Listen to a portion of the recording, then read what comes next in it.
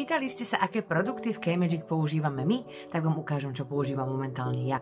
Hovorili sme, že testujeme takmer všetko, čo v našom e-shope máme, takže sú tu aj nejaké veci, ktoré momentálne ešte v ponuke nie sú. Na čistenie používam tento Banilako Clean It Zero, je skvelý, úžasný, som s ním extrémne spokojná. Ak sa náhodou stane, že nejaký očný make-up alebo naozaj silnú očnú linku mi tento Zero neodlíči, tak na to mám tento Misha Perfect. Je to taký olejový čistič a naozaj odstráni aj vodeodolný make-up. Čistiaci gel, ten mám od značky Hygiene, ten mám ešte z Južnej Korei. Túto značku momentálne na našom e-shope nenájdete, ale hľadáme dodávateľa a verím, že ju čoskoro mať budeme, pretože sú to naozaj asi moje úplne najobľúbenejšie produkty. Ďalší krok je peeling. Momentálne používam tento Skinik, ten nenájdete zatiaľ na našom e-shope, máme ho priamo z Korei, no ak budem spokojná, tak určite sa tam ukáže.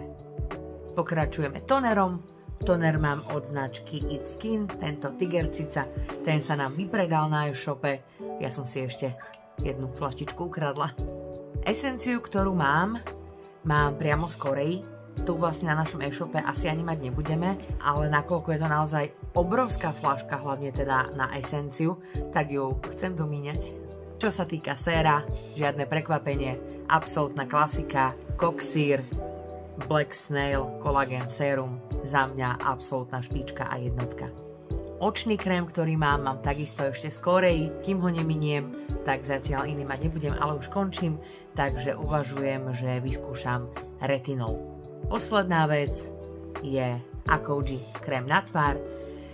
Dlho som hľadala nejaký dobrý krém na tvár, nakoniec som teda podľa všetkých popisov a odporúčaní vyskúšala tento Akouji a som s ním zatiaľ veľmi spokojná. Neminula som ho ešte nejako veľmi veľa, ale tak už myslím si, že viem povedať, že tie výsledky sú pozitívne.